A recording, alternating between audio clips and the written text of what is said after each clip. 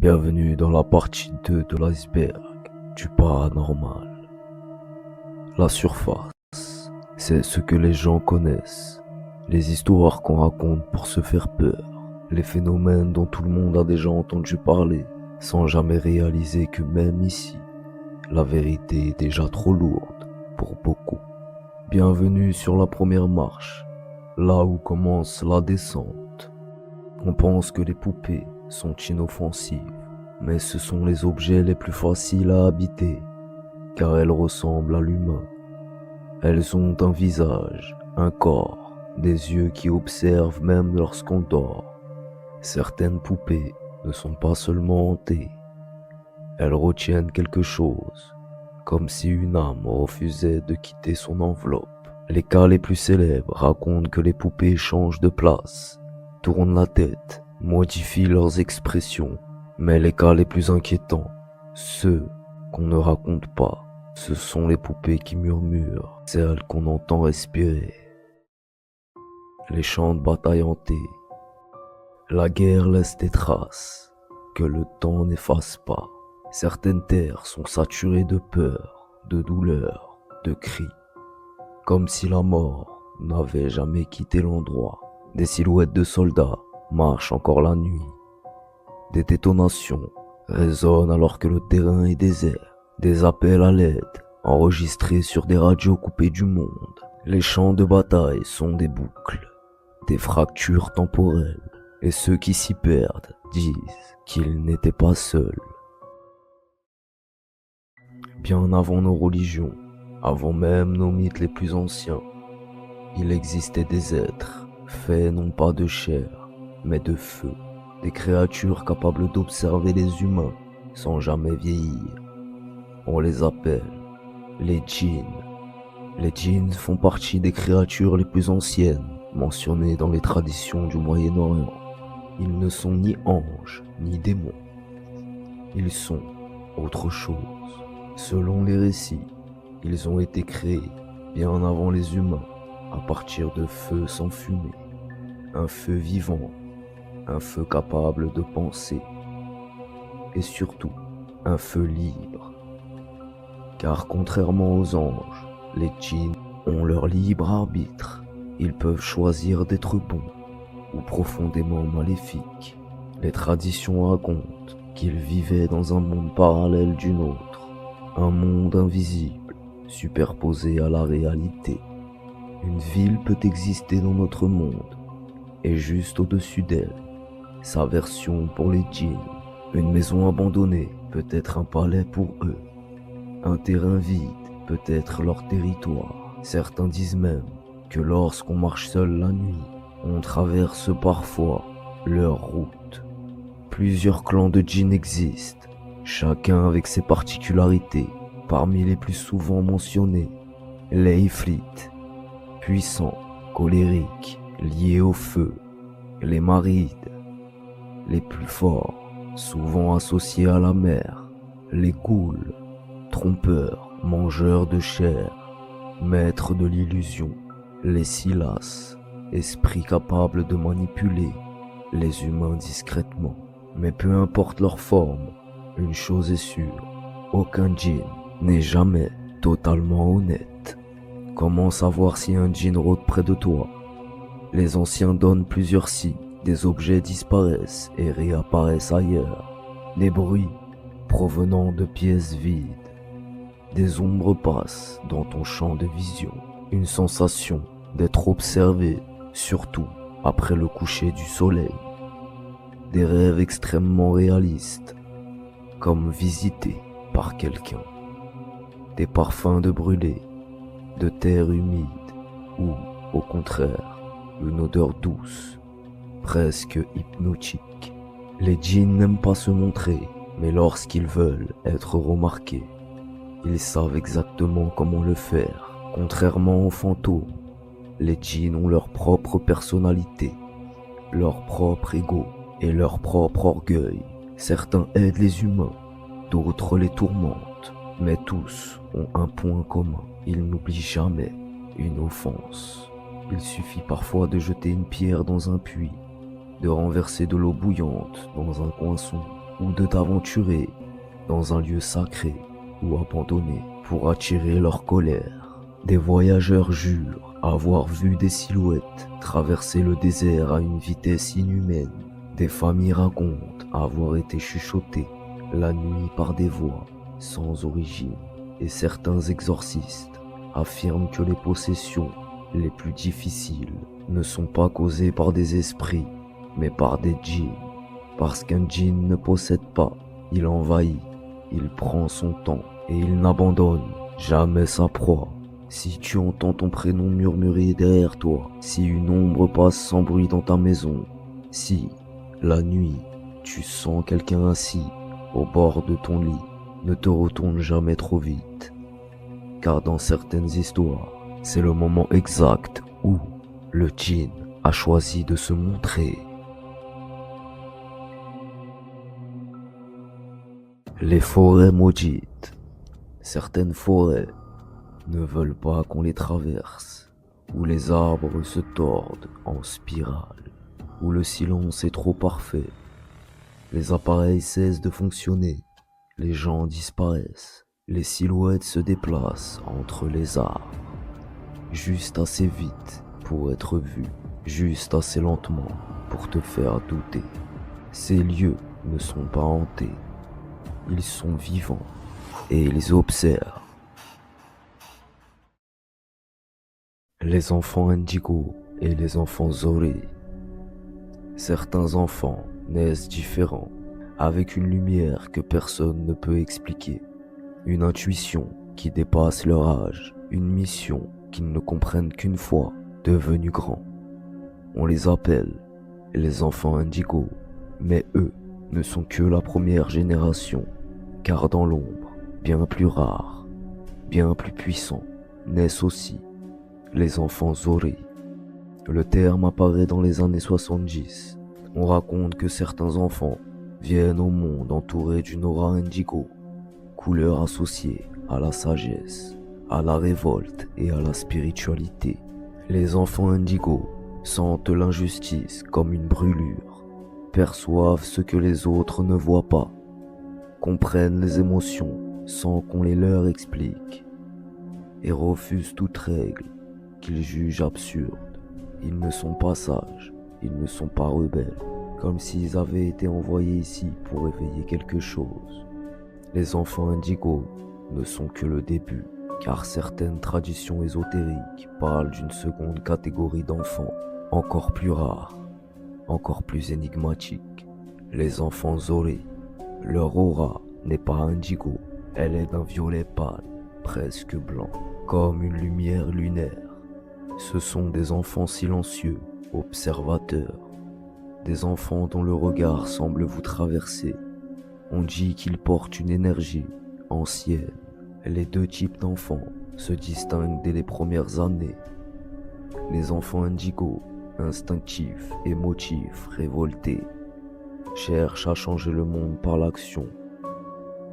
Les enfants Zoré, calmes, extrêmement lucides, connaissant les choses sans les apprendre, changeant le monde par la compréhension et la vibration. Si les indigos sont les guerriers spirituels, les Zoré sont les gardiens silencieux. Les premiers brisent les chaînes, les seconds ouvrent les portes. Les enfants indigos, ils ressentent intensément les émotions d'autrui.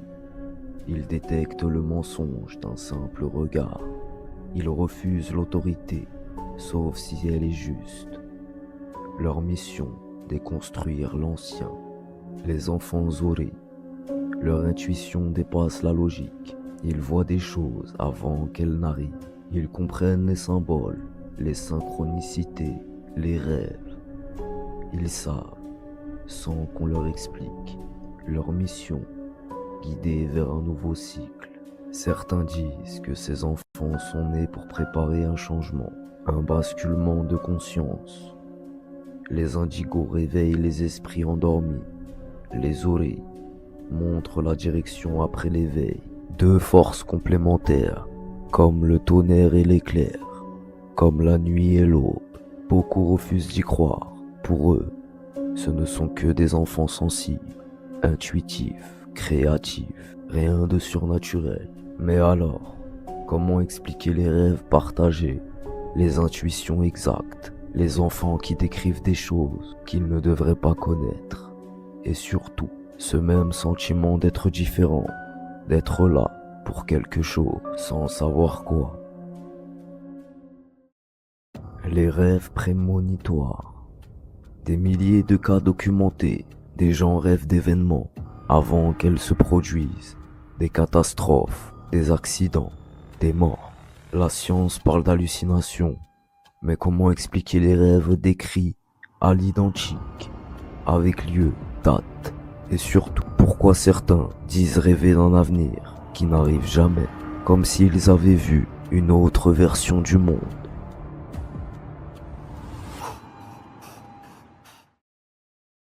Le phénomène des zones mortes. Ce sont des lieux où la technologie cesse de fonctionner. Les téléphones meurent, les GPS tournent en rond, les boussoles indiquent le nord partout. Certaines zones mortes sont situées sur des lignes telluriques, d'autres près de bases militaires, et certaines dans des forêts que personne n'ose cartographier, comme si quelque chose interférait volontairement. Le phénomène des sons du ciel. Depuis des années, partout dans le monde, des gens enregistrent des sons inexplicables, des trompettes métalliques, des grondements impossibles, des cris qui semblent venir de l'atmosphère elle-même.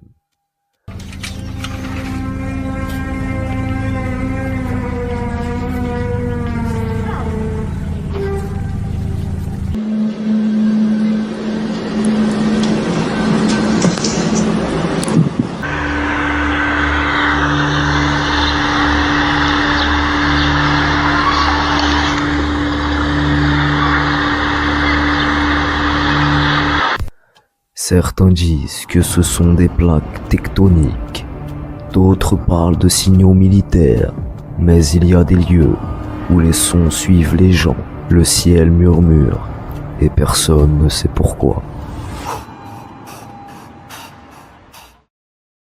Les profondeurs. À partir d'ici, on quitte le paranormal classique, on entre dans l'inexpliqué, le dérangeant, le dangereux. Le triangle des Bermudes, une zone où les avions disparaissent sans signal, où les bateaux cessent de répondre, où les radars deviennent aveugles. Des pilotes disent avoir vu un brouillard vert, des spirales dans le ciel, des déformations du temps. Certains reviennent avec l'impression d'avoir volé quelques minutes, alors que 5 heures se sont écoulées. Le triangle n'avale pas les choses. Il les déplace. Le projet Montauk, expérience spatio-temporelle. Un ancien camp militaire, une base décrite par les témoins comme un laboratoire secret pour manipuler le temps, la conscience, la téléportation. Des enfants auraient été utilisés comme amplificateurs psychiques. Certains ne sont jamais revenus. D'autres disent avoir vu des choses qu'aucun humain ne devrait voir. Des portails, des créatures, des mondes. Montauk, c'est là où la réalité a commencé à se fissurer. Les expériences interdites soviétiques, le sommeil russe, les prisons de privation sensorielle, les thèses sur la résistance de l'esprit humain. Des témoins racontent que certains sujets restaient conscients sans dormir pendant 15 jours, qu'ils parlaient avec des voix qui n'étaient pas les leurs, qu'ils savaient des choses sur les scientifiques qu'ils ne pouvaient pas connaître. Certaines expériences n'ont jamais été classées, elles ont été effacées. Le livre d'Urantia et les textes venus d'ailleurs. Un livre écrit par une source non humaine. Des pages qui décrivent l'univers comme si l'auteur y avait voyagé. Des informations impossibles à connaître à l'époque. On dit que le texte a été dicté à un homme, en transe, comme si une intelligence extérieure écrivait à travers lui, et ce n'est qu'un exemple. Il y a d'autres textes, d'autres messages, d'autres sources. Mais la question reste, qui parle à travers eux? Les abysses. Ce niveau, c'est celui que très peu atteignent. Celui où les frontières entre la science, occultisme et secrets militaires se mélangent. Les abysses du paranormal. Là où les choses deviennent trop dangereuses pour être discutées publiquement.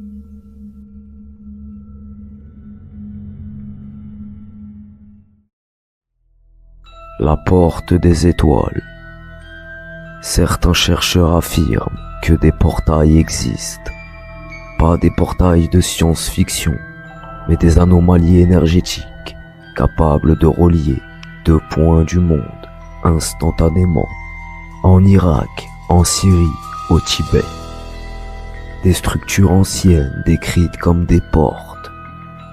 Et le plus troublant, certaines puissances auraient tenté de les activer.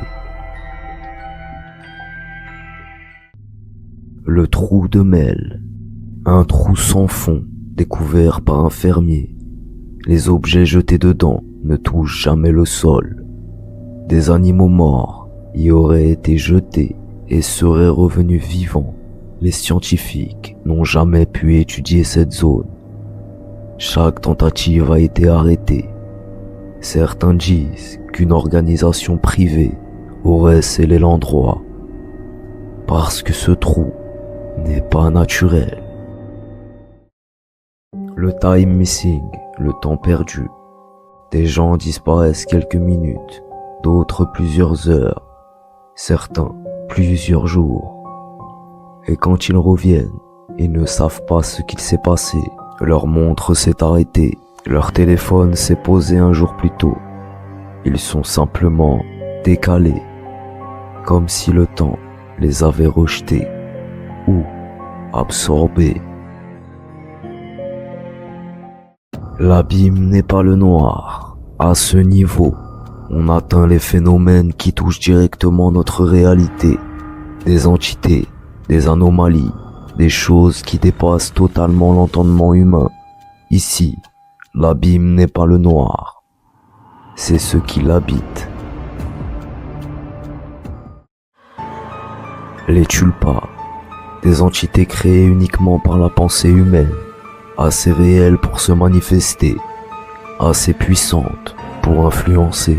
Plusieurs cas racontent des tulpas qui deviennent autonomes, qui échappent au contrôle, qui reviennent hanter leur créateur.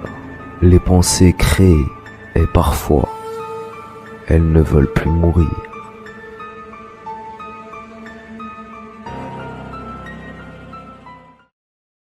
Le Mothman, une créature ailée, vue avant des catastrophes majeures, comme un avertissement ou comme un signe que quelque chose d'inévitable arrive. Les témoins décrivent le Mothman comme une entité consciente, capable de suivre des voitures, d'apparaître dans les rêves, de provoquer des visions, créatures ou messagers. Les glitches de la matrice, des gens qui voient une personne dupliquée, des objets qui disparaissent puis réapparaissent, des scènes qui se répètent, des animaux figés comme mis en pause. Les glitches sont souvent courts, subtils, mais impossibles à expliquer. Certains pensent que la réalité a des bugs, d'autres qu'elle se répare.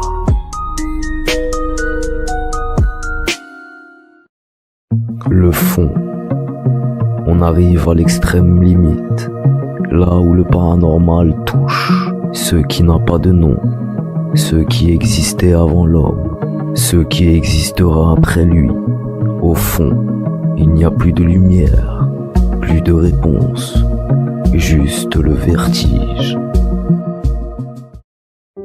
Les grands anciens, des entités présentes avant la création humaine, des intelligences qui existent hors du temps, ni vivantes, ni mortes, juste là. Certains les appellent Dieu, d'autres démons, mais la vérité, c'est qu'ils ne nous voient même pas. Nous sommes des insectes pour eux, des ombres, des poussières, et parfois, ils se retournent vers nous. Monde parallèle et disparition, des gens qui traversent une rue et ne reviennent jamais, d'autres qui réapparaissent des années plus tard, sans avoir vieilli, des routes où l'on change de dimension sans s'en rendre compte, des hôtels où le temps s'arrête, des ascenseurs qui ne s'arrêtent pas au même étage que les autres. Il existe des failles et certaines sont instables.